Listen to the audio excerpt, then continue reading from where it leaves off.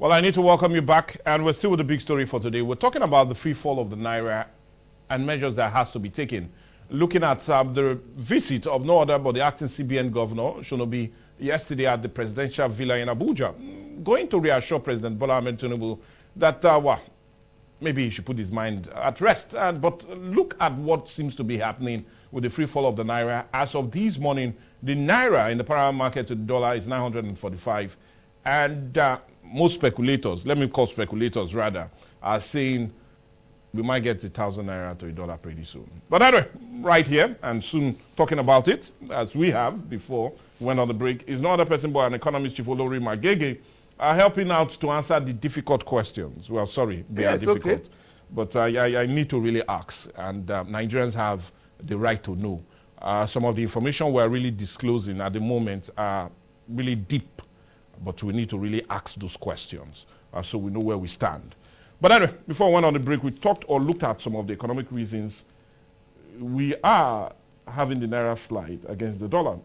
And I want us to continue on that road. Like I told you earlier, I looked at that very statement from the CBN, and some revelations are mind-blowing. Mind-blowing in the sense that in the past 7 months, according to the CBN, the country has gotten nothing from our crude oil sales. The last time any money was paid into the CBN on account of crude oil sales was in August of 2022, sir. Sorry, should be March. Let me be really precise with that. Should be, was in August of 2022. And the OPEC further came out to really put credence to that very disclosure. In its recent latest OPEC ranking, they've placed us as third in Africa. Our oil production per day has fallen to 1.01 million barrels per day. So my question now, I'm a bit confused, and the confusion is on the ground that I don't understand. This is a country that our sole money, our currency, our hard-earned earnings are calling from crude oil sales. Now, if we do not have enough, is it not a reason that the dollar is now scarce? Because that's where we get our money from. That's number one question. And number two, we've heard this NNPCL come out to say they've made gains. They've made profits. And yet we're not paying anything on subsidy anymore. So I'm confused and wondering why we've not had monies being lodged in the CBN on account of our crude oil sales. So is there a misunderstanding or something that is really not clear on account of what this NNPCL is making and what is being lodged in the CBN account? There is no transparency at all, as far as I'm concerned, in the operations of NNPC. L, let's put L at the end of L, whatever it is. Limited. Limited. There's no transparency. But if we say that there has been no sales of crude oil in the past 7 or 8 months, and every month federal government and state government and local government share money at FAC, then what money are they sharing? Okay. Where are they getting that money? NNPC declares profit every month. Where is that coming from? So why is the CBN? So I don't understand. The point is this. The point is this.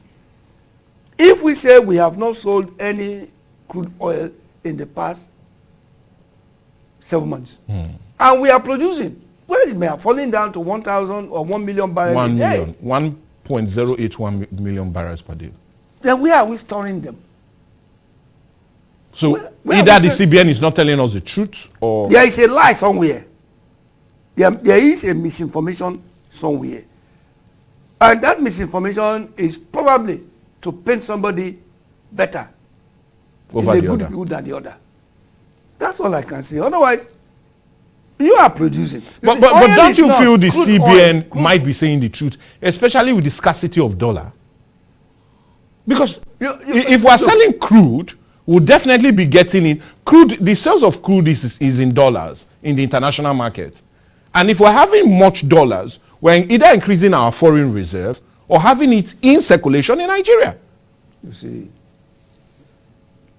our reserve of 30 billion less, $30 billion less, all the loans and whatever these guys they come, has not been very regular. It fluctuates. It will move to about 60 billion and it will come down and on and down. But the point is, I don't believe crude oil is not being sold. It's being sold because we are producing. Okay, now this is it. Data from the quarterly statistical bulletin of the CBN show that the last time Nigeria had a record for earnings from crude oil sales was in August of 2022. That's when Nigeria had a record, when central bank has a record. Okay, so it's not like it's not coming. But it's not coming. Money is coming. Central bank has not recorded it. In the past 6 years, this is the first time central bank is publishing any auditor report. So maybe the thing is in limbo, hanging somewhere. You know, we are selling oil. We are selling oil. Ships are loading. And there is something again. The crude oil market is not cash and carry. Okay. You don't go in there with a bag of money, you come to Nigeria and you say, I want to buy crude oil, and then you bring a ship and carry away. You book down. Okay. It's paid down, it's paid in advance.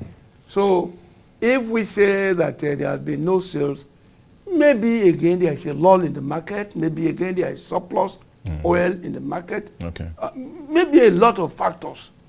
But certainly, I don't believe that there has been no money coming from sales of crude oil. Otherwise, where is the money that federal government is sharing? Okay, now let's leave that money, but look at the resultant effect of the fall of the Naira. Now, knowing that petrol price is now not subsidized and is being sold in international markets per dollar, like we said, that's the currency that petrol is being sold. Yes. I'm looking at the effect of what it means to Nigeria now that the Naira is falling. So let's look at the overall impact this will have on Nigerians, ordinary Nigerians, if the Naira continues to fall. And one is the clear example of petrol.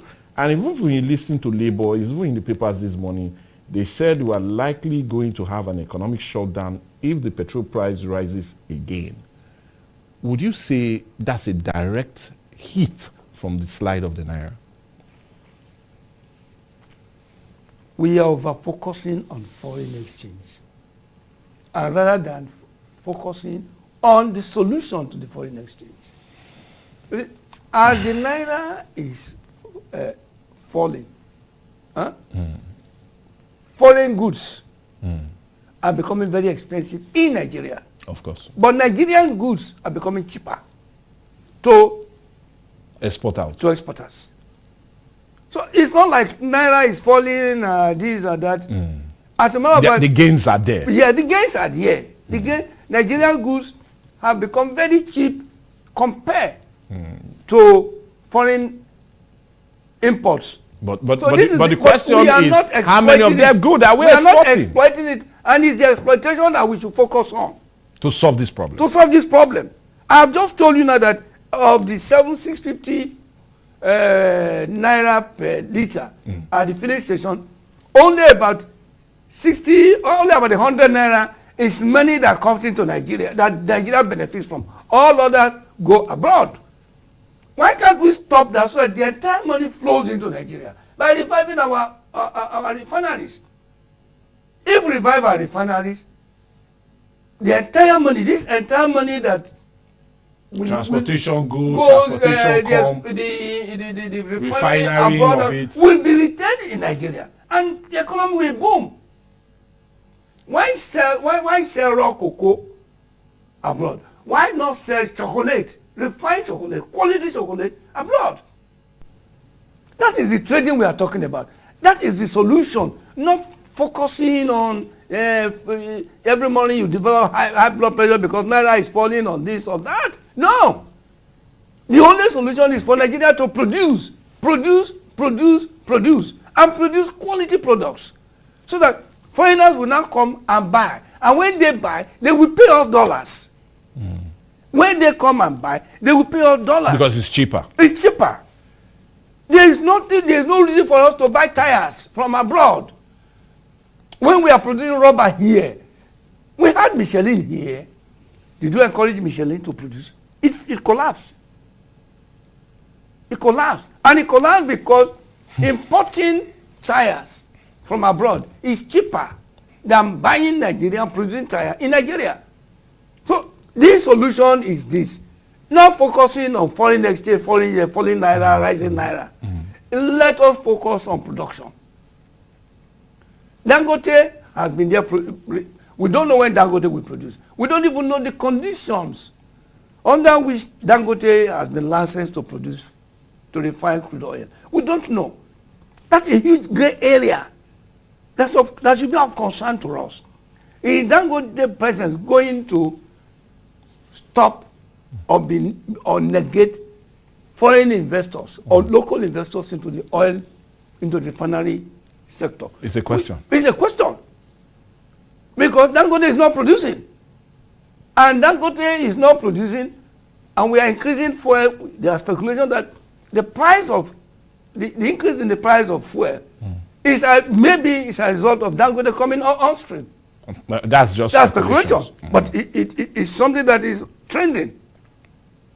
Is Dangote refinery going to prevent or stop other investors in the downstream oil sector? We don't know. We don't know, and we need to know. We need to know because all these things affect foreign exchange. Dangote is a huge usurper of foreign dollars. Okay, now, let's still look at it. I really want us to look at solutions because it's obvious the impact of this constant fall of the Naira will mean goods in the market will be expensive, especially those that will be imported. Yeah. And one of such goods that are being imported is refined petroleum products. Yes. Whether we like it or not. It is. And that has a rippling effect on almost everything that exists in the country. So, likely more hard days ahead. I agree. That's what we're going to have. I agree. I don't know what Sylvia is doing with the Port Harcourt refinery. Tinubu said that maybe in a few months' time, Port Harcourt refinery will be on stream. I don't know about that. Silva has been quiet, but he was very loud when he was looking for money to rehabilitate Port Harcourt refinery. Look, Mike. Refining petroleum is not a space-age technology. The boys are doing it in the creeks.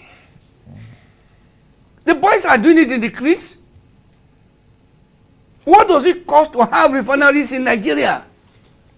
Why is government not addressing that issue? Is there a cabal preventing it? Okay. It's one that needs a lot of investigation. A lot of investigation. And listen, Jonathan wanted to increase fuel. Tinubu and co. prevented him. Are you getting me? By using Western press to describe this something as a scam. But it's described as a scam. But if I am diabetic, I am not, and there is a sore in my finger, I don't have any sore. If I don't address that sore, it will consume the whole hand, and it will consume the entire leg. If Jonathan had been allowed to increase fuel at that time from 80 something to 160, maybe we would have been able to save the finger at that time. The entire money that would have been realized by removing subsidy during Jonathan's time would have been enough to plow back into the economy, perhaps to build new refineries. Perhaps. Perhaps. But that's what we are doing now. We have removed the subsidy. Naira is crashing every day. What are we doing with the subsidy money? What are we doing with it? So far, we've earned about $1 trillion or 2 or 3. It's going to $1.5 trillion. Oh, yes. What are we doing with that money? And Naira is still falling. The problem is, for heaven's sake, address production. Then all of that will collapse. Look at the price of Gari in the market. Everything Gari that we eat is Nigerian.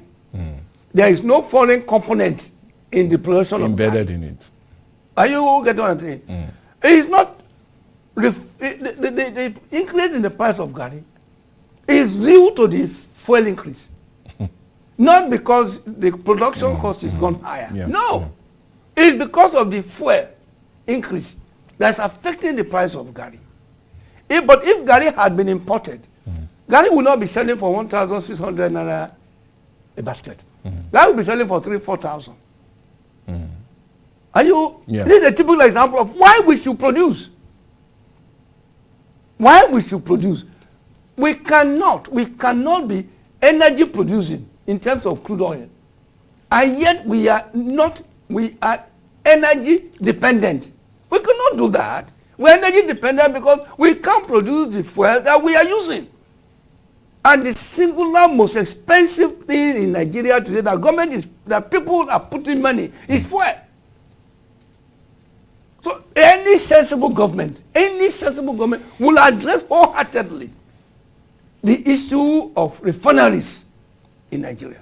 And that's what Labour is saying about. That's what Labour is talking about. Should we still look at Labour, looking at how it is? Because we also heard in the papers this morning that they are planning to go on an industrial action on account of if there's an increase in petrol. Should we go through these routes all the time and look at, okay, they've increased its strike, they go back to the negotiation table, they sit down, they shake hands with Mr. President and his economic team and come back and tell us, okay, well, we seem to understand now. Should that be a solution in dealing with this? Nigeria is getting what it deserves. Poor leadership everywhere. Labour union. The quality of leadership that Nigeria is it not a pure reflection of the followers also? You said they are getting what they deserve. Yes. You do not deserve what you don't have. Oh, maybe the followers. Of course, the followers are at fault. Okay, let's leave where to throw the blame and look at solutions rather. Now, the CBN has come out to say it's going to flood the market with dollars. So he said. But anyways, I'm wondering when they are going to get the dollars from. But let me leave my wonder and come to it. Do you see that as a solution? It's not a solution. The senators with their 2 million naira that have just been given to them. We buy it up. Prayers were sent to mailbox. Oh yeah, prayers, okay. Monetary prayers, yes, or prayers that are monetized. To email to email boxes. Okay. Are you getting what I'm saying? Yeah. Yes, they will send the prayers, the monetized prayers, to their various bureau de exchange and buy the dollars up. But would that not help to deal with speculators? If you flood the markets with there is no law. There is no law banning speculation. There is no law. So what are you going to use in arresting speculators? What is the crime they've committed? If I buy dollars and keep it in my pocket or in my house, what offense have I committed? No offense. That you will come to me and arrest me and punish me. What is the offense? So you flood the market with dollars. Speculators will be in business. Those who have raw cash, we'll go and buy it again. Naira cash, will buy it up and put there. We are back to square one. We're back to square one. So that is no solution. Maybe somebody is in need of money. So should we now return to those two windows, the IE windows and the parallel window? Should we return there? We can't return to that window because it is the reason for speculation. There have been stories of people going into central bank or people receiving instructions to go to central bank and get dollars, only to turn around and sell it in the parallel market and make money. People become billionaires overnight by not doing anything. So the existence of parallel and IE window is in itself destructive to the economy. So it was right Mr. President removed it. To remove it, but you can't sustain it. You cannot sustain it without production. But our taste is very high. Our Nigerian taste is very high. Didn't you see a governor drinking a $16,000 drink on television?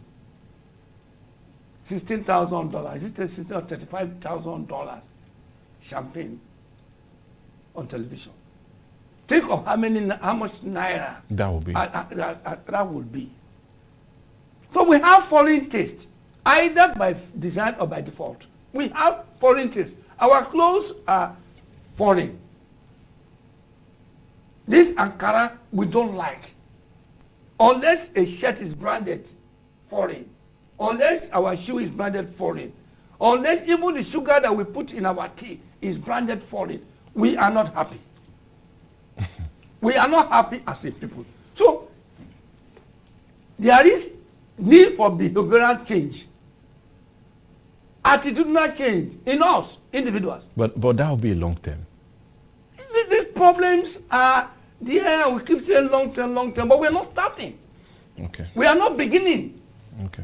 And this is something that Jonathan would have done with the removal of the oil subsidy at that time. All this problem is emanating from the removal of the fuel subsidy. Of course.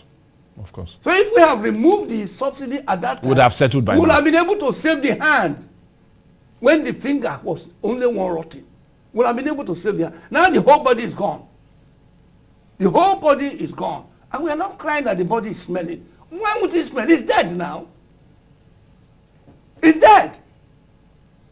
So we are in a very dark street. We are in a very, very dark street. And the only solution is for government to be bold to address production. Production. If we can bring in modular refineries, bring in modular refineries. Modular refineries can be shipped in and anchored in any place along our coastline. And we start producing. And even exporting. Then meanwhile, Nigerian Air Force should stop bombing all these boys processing refining crude oil in the swamp. They are helping to bring down the price of diesel. But that's an illegal means, and I will not encourage it on the Yeah, listen please. Ogogoro was illicit at one time. Until Tai Solari dared the police to arrest him. When he went to Tafa Balewa Square to drink Ogogoro, arrest me. And that killed that law. That singular action by one person killed the action, the so-called action on illicit Ogogoro. Are you getting it? We need, people cannot be creative, and rather help them to be more creative. You throw bomb on their head. That is not a government. How many bombs are they throwing on illegal miners in Zamfara? How many bombs are they dropping on illegal miners in Plateau State? How many bombs are they dropping on illegal miners in Borno that are mining californium, the most expensive metal in the world? So it's all about marrying what we have now, improve on it, and increase our production. Absolutely. Absolutely. Add value. To put it another way, add value to where we have comparative advantage. But anyway, I know Gogoro will not be Hennessy, but I'll plead with you to hold how on. do you know that? No, that's where you were. No, I'm just saying that. I just want to be comic. You are too serious with it, and I needed you to relax a bit. Well, anyway, let's see how to improve it, to make it more appreciated, put more value to it, and appreciate it ourselves. That's what you're saying. Yeah. When Japan started producing electronics, nobody was buying. Philips, the German company, we prefer Philips. Yes. All our radiograms, I don't know if you were... I know, I could still remember. My dad first... they were all Philips. Then Japan came with transistor radios. Popularized by all these Hausa merchants. They put it in their air. Oh, we laugh. Japan. Until Japan improves and improves and improves. Today, Japan is a giant in the electronics. Well, anyway, we'll talk of how we really need to improve and ensure that our local products are also well appreciated, just like our music and movies are in the international market. But anyway, we need to go on a break to get our own market done also. And when we come back, we'll make the discussion truly interactive. We'll open up the lines all in the bid for us to share your views, comments, and contribution. And, well, put your mind at rest. 9:45. Okay, well, let's just go on a break.